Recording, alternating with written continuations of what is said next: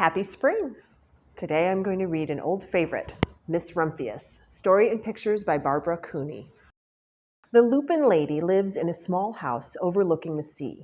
In between the rocks around her house grow blue and purple and rose-colored flowers. The Lupin Lady is little and old, but that has not always been that way. I know. She is my great aunt, and she told me so. Once upon a time, she was a little girl named Alice, who lived in a city by the sea. From the front stoop, she could see the wharves and the bristling masts of tall ships. Many years ago, her grandfather had come to America on a large sailing ship. Now he worked in a shop at the bottom of the house, making figureheads for the prows of ships and carving images out of wood to put in front of cigar stores. For Alice's grandfather was an artist. He painted pictures, too, of sailing ships and places across the sea. When he was very busy, Alice helped him put in the skies. In the evening, Alice sat on her grandfather's knee and listened to his stories of faraway places. When he had finished, Alice would say, "When I grow up, I too will go to faraway places, and when I grow old, I too will live by the sea." "That is all very well, little Alice," said her grandfather, "but there is a third thing you must do." "What is that?" asked Alice. "You must do something to make the world more beautiful," said her grandfather. "All right," said Alice, but she did not know what that could be.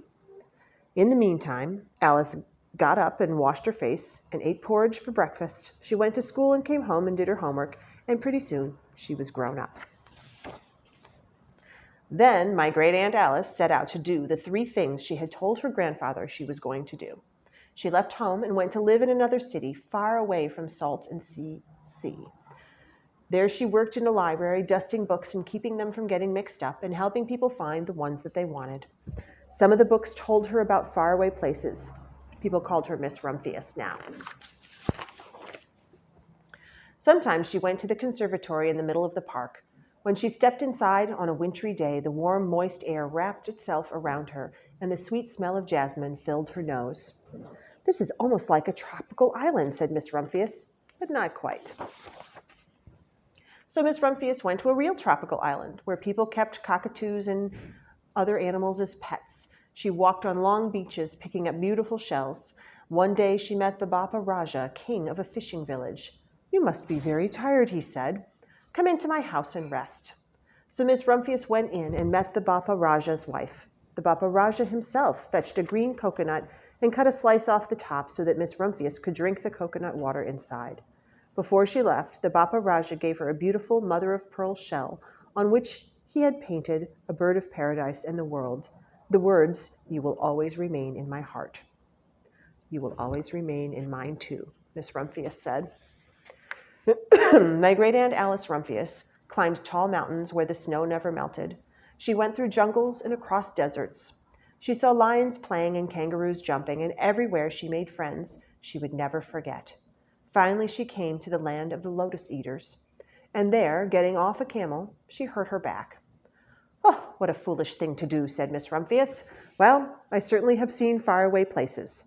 Maybe it is time to find my place by the sea." And it was, and she did. From the porch of her new house, Miss Rumphius watched the sun come up. She watched it cross the heavens and sparkle on the water, and she saw it set in glory in the evening. She started a little garden among the rocks that surrounded her house, and she planted a few flower seeds in the stony ground. Miss Rumphius was almost perfectly happy. "But there is still one more thing I have to do," she said. "I have to do something to make the world more beautiful." "But what? The world is already pretty nice," she thought, looking out over the ocean. The next spring, Miss Rumphius was not very well. Her back was bothering her again, and she had to stay in bed most of the time. The flowers she had planted the summer before had come up and bloomed in spite of the stony ground. She could see them from her bedroom window, blue and purple and rose-colored. "Lupins," said Miss Rumphius with satisfaction. "I have always loved lupins the best. I wish I could plant more seeds this summer so that I could have still more flowers next year." But she was not able to. After a hard winter, spring came. Miss Rumphius was feeling much better. Now she could take walks again. One afternoon, she started to go up and over the hill, where she had not been in a long time. "I don't believe my eyes," she cried when she got to the top. For there, on the other side of the hill, was a large patch of blue and purple and rose-colored lupins. "It was the wind," she said, as she knelt in delight. "It was the wind that brought the seeds from my garden here, and the birds must have helped." Then Miss Rumphius had a wonderful idea. She hurried home. She got out her seed catalogs. She sent off to the very best seed house for 5 bushels of lupin seed. All that summer, Miss Rumphius, her pockets full of seeds, wandered over fields and headlands sowing lupins. She scattered seeds along the highways and down the country lanes. She flung handfuls of them around the schoolhouse and in back of the church. She tossed them into hollows and along stone walls. Her back didn't hurt her anymore at all. And now some people called her that crazy old lady. The next spring, there were lupins everywhere. Fields and hillsides were covered with the blue and purple and rose-colored flowers. They bloomed along the highways and down the lanes.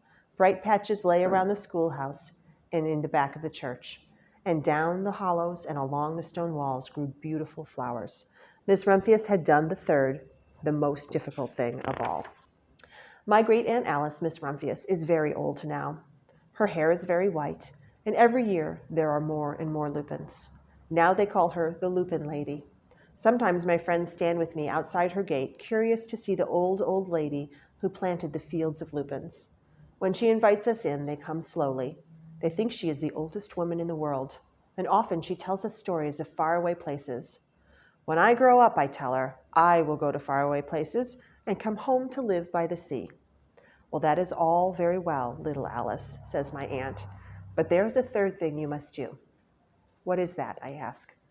"You must do something to make the world more beautiful." "All right," I say. But I do not yet know what that can be.